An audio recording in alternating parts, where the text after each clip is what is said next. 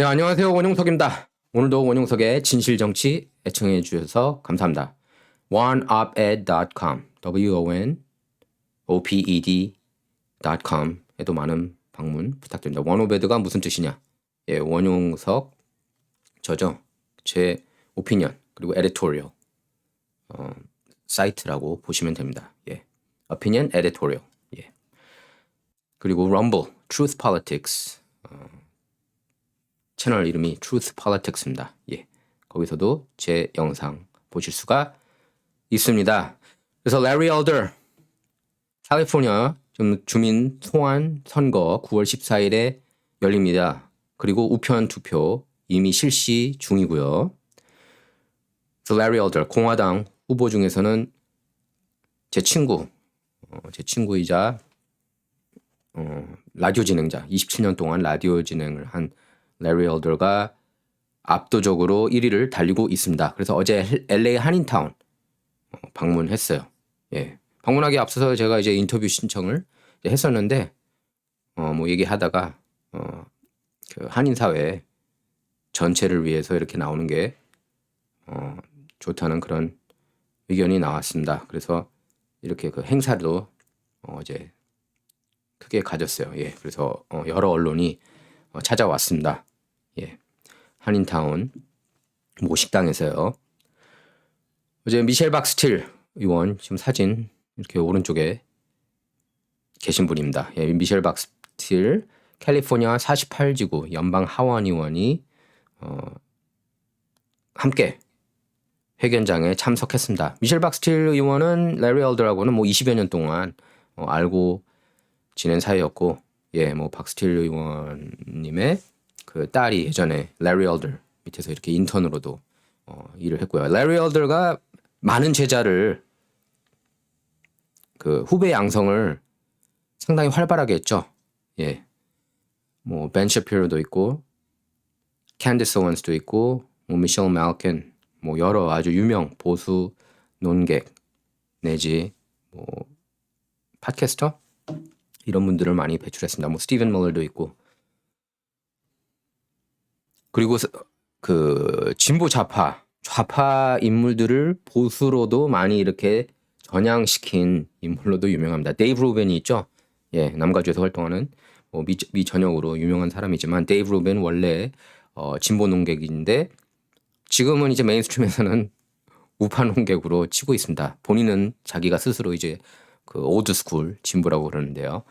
자, 레리 엘더 얘기할게요. 레리 엘더 이제 인터뷰 내용을 제가 어제 이렇게 촬영을 했는데 촬영해서 이렇게 그 영상들은 제가 조금 있다가 나중에 올리도록 하겠습니다.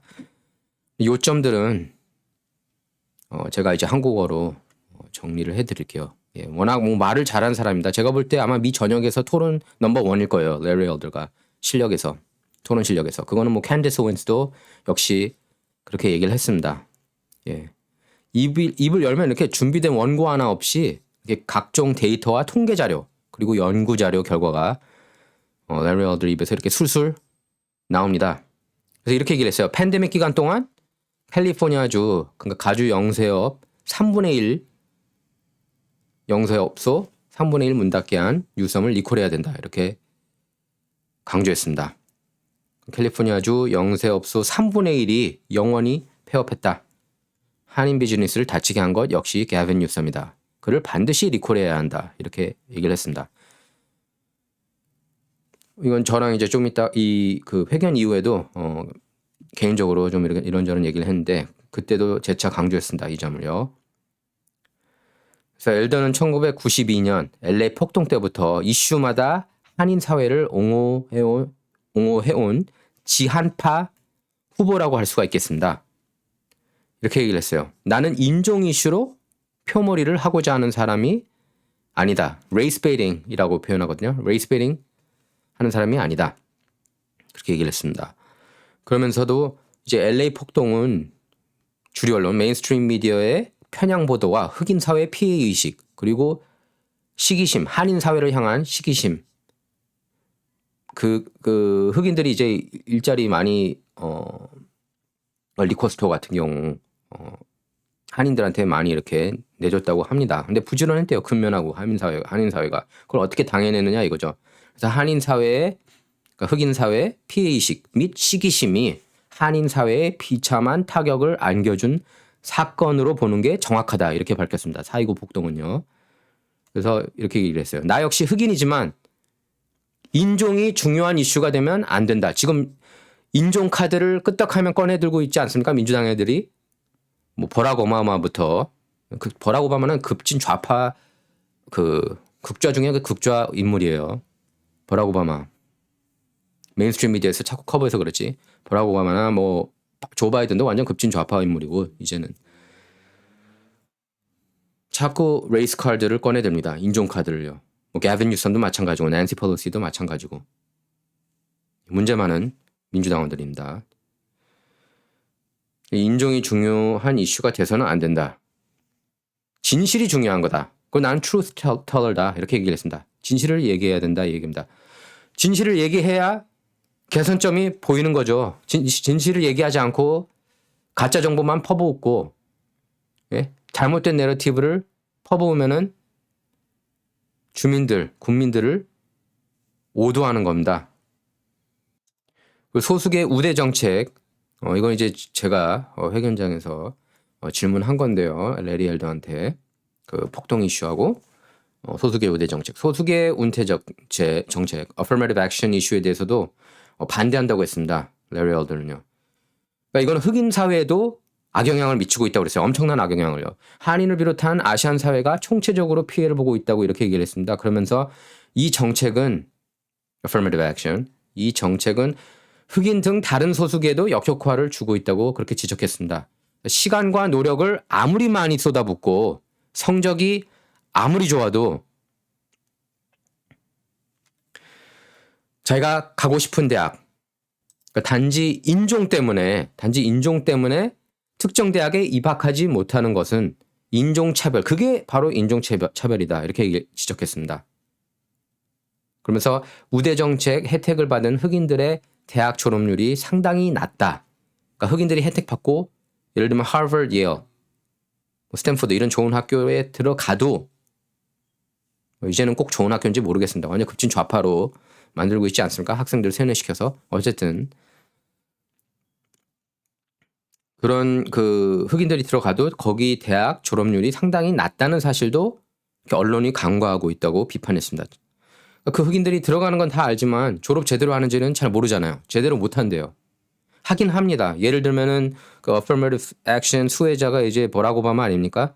뭐 옥시덴탈 칼리지에서 C로 깔았다고 그러는데 본인 입으로. 그런데도 컬럼비아 가고 하버드 법대 이제 가지 않았습니까? 졸업했잖아요. 그리고 교수도 하고 잘했을 것 같아요. 물론 학업만 잘한다고 똑똑한 사람은 절대 아니에요.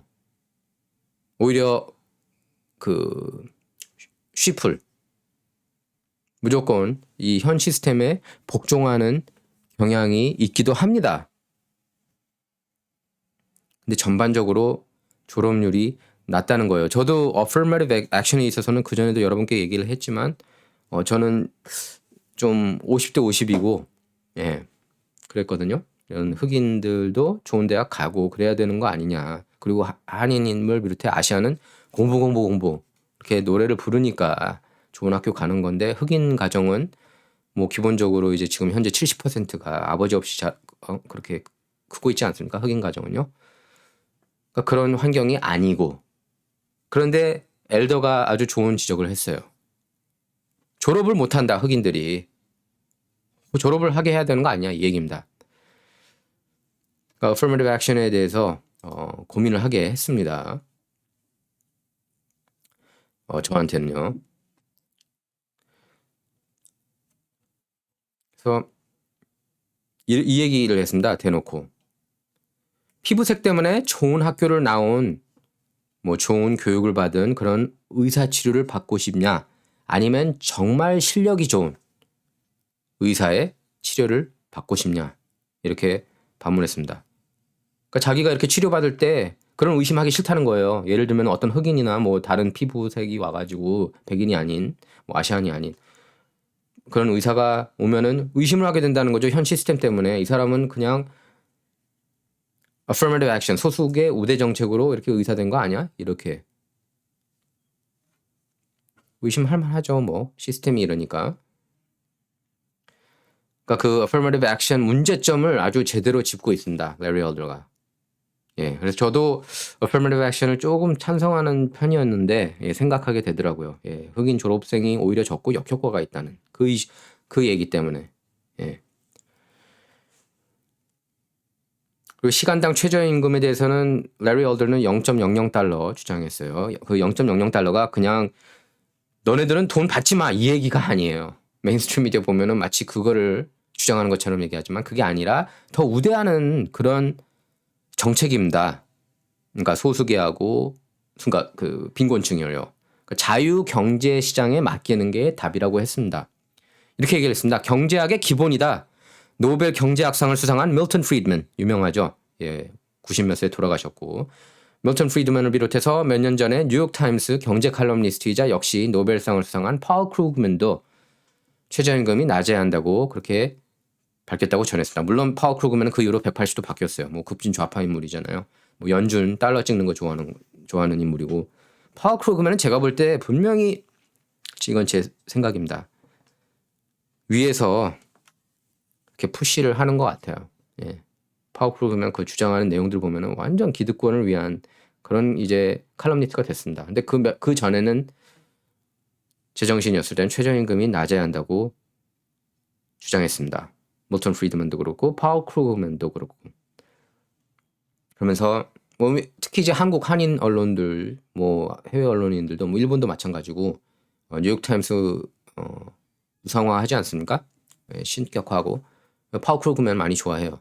예, 기분 여러분께서 그렇게 아셨으면 좋겠고 저는 제일 싫어하는 칼럼니스트 중에 한 명입니다. 참고로. 근데 요 얘기는 제대로 했어요. 몇 년 전에. 최저임금이 낮아야 한다. 그러면서 특히 뉴욕타임스는 1987년 사설을 통해서 editorial page, op-ed가 아니고 op-ed는 opposite editorial입니다. opinion editorial도 되지만 반대쪽 의견. 그러니까 opinion editorial이 아니라 editorial. 그러니까 사설을 통해서도 그러니까 신문사가 이걸 주장한다는 겁니다. 그 얘기는. 사설을 통해서도 시간당 최저임금 0.00달러가 저소득층과 중산층, 특히 저소득층 고용에 그리고 흑인 고용에 도움이 된다고 강조했습니다. 그게 왜 그런지 알아요? 예를 들면 흑인이에요. 근데 저는 14불에 오케이예요. 근데 백인이 16불 받아요.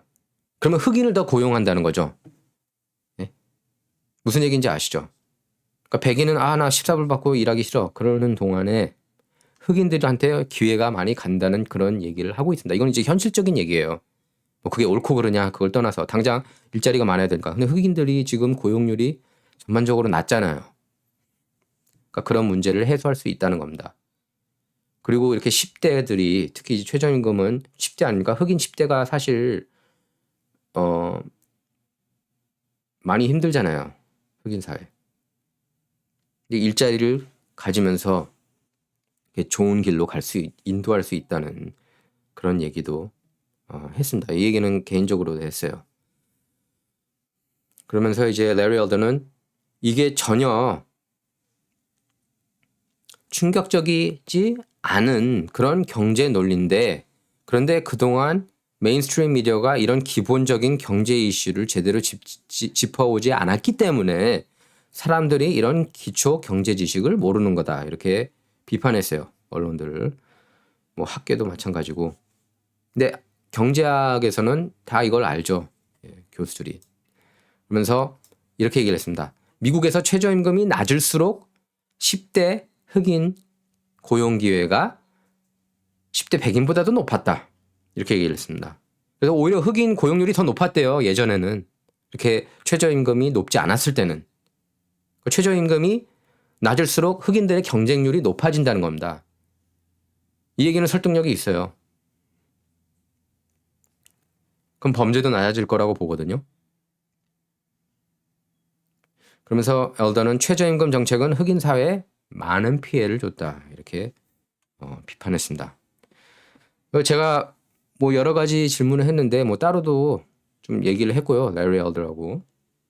뭐 이렇게 이제 식당 앞에서